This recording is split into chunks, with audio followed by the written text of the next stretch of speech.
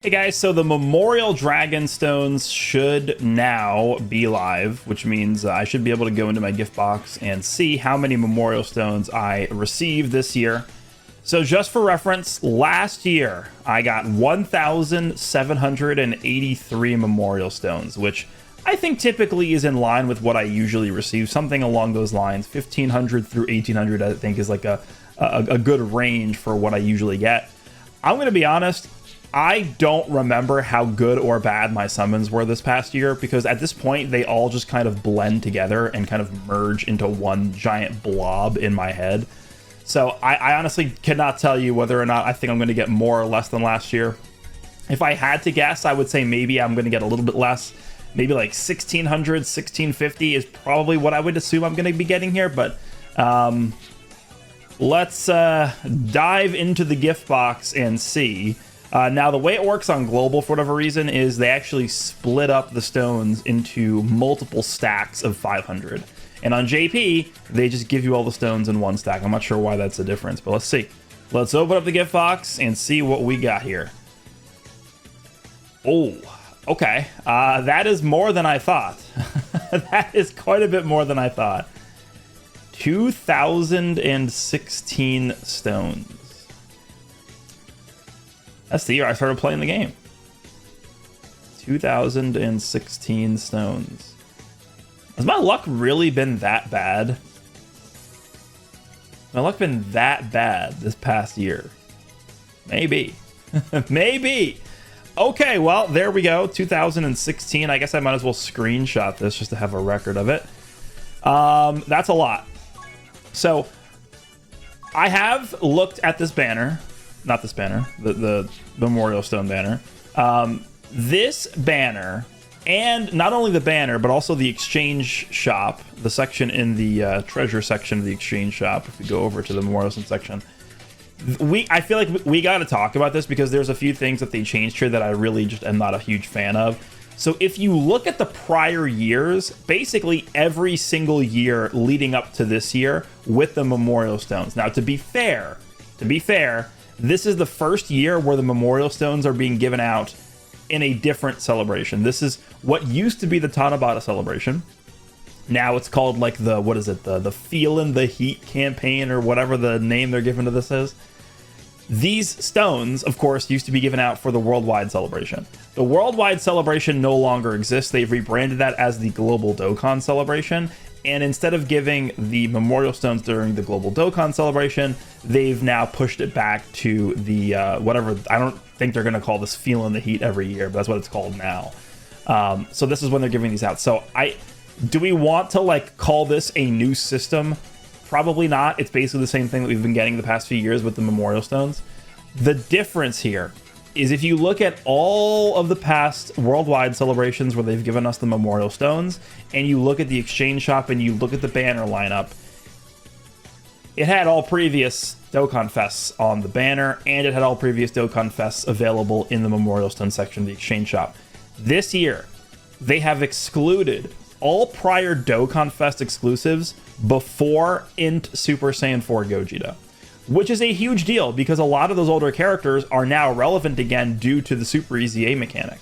So we have characters like Physical Vegito Blue, we have characters like AGL Rose Goku Black, STR Super Gogeta, Int Buhan, who are like actually usable and like good characters that you can no longer obtain through the exchange shop for the Memorial Stones. So I'm not sure why they decided to exclude those characters from this, but that I think does actually significantly reduce the value of the Memorial Stones here, which is, it sucks.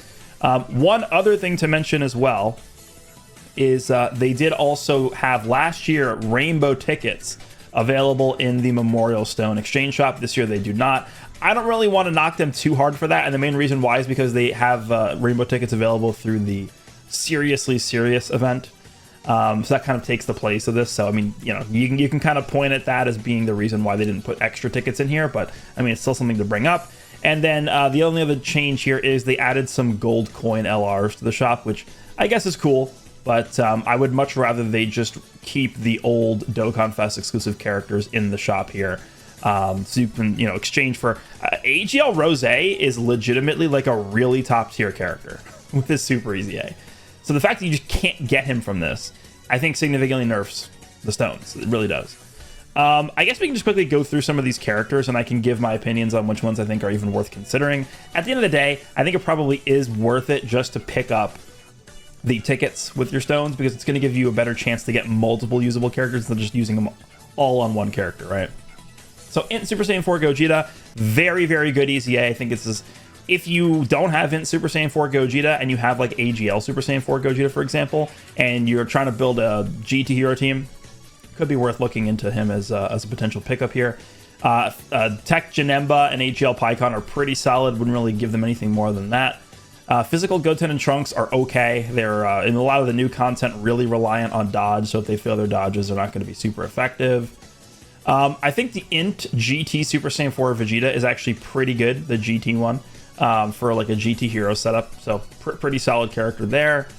What else do we have here? This Gohan doesn't have his EZA yet, but he's like right in line for one. So this guy could be good, but we don't know what his details are, so I can't really give you a thumbs up or a thumbs down on, you know, whether or not I think it's worth getting him.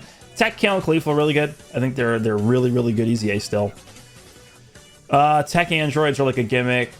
And that Ginyu is kind of like a not very good EZA. This guy, Majin Vegeta, should be getting his EZA soon. Raditz should be getting his EZA soon. AGL Cell, I think, is actually a pretty good character on the Physical Omegas team. Pretty good character there. This character's fine. I guess, are the blues like kind of in line for an EZA soon? I guess yeah. Path to Power Kid Goku is really good. The Gamma should be getting an EZA soon. Yamcha's pretty solid. And at that point, that's all we have in terms of like good EZA characters. The only other character I guess we could really mention here is Int Fat Boo is actually pretty good right now.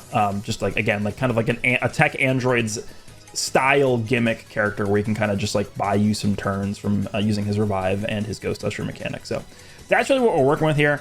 For me, I'm just going to go ahead and pick up the tickets. I think literally the only thing I could use on the ticket banner itself is Spopovich. I don't think there's anything else I could even use on the banner. They did not put AGL Videl or Ranfan on this banner. So I think it's just Spopovich, because I don't think I need any other banner unit. We can just do like a few summons here. By the way, I did also look at this. They don't have... This to me makes me very upset, okay? This is probably not going to affect as many people as, you know, I'm making it out to be a big deal here, but they, for whatever reason, they removed, just straight up took it out, the 50 ticket option to do summons. Last year, again, you go back to last, I'm comparing everything to last year because this is the same thing, same mechanic, Memorial Stones. You go back and take a look at how they handle the 2024 Memorial Stone. There's not only a 7 character multi-summon option for this, but if you scroll down, like there would be a 50 ticket option. So you could just do 50 summons at a time. So for me, who has 2,023 tickets, I have to now go through 7 characters at a time, each summon, instead of 50 characters at a time, which they had last year. They just decided not to put that in the game. I'm so confused. Why? Not only do we not have a summon skip feature, but now they took out the feature that helps you get through this quicker. So, looks like we're actually getting a featured character here for the first summon. Okay, it's going to be a Dokkan Fest character. Nice. Or I guess it could be an LR. Let's see. 7 character multi-summon. Yippee.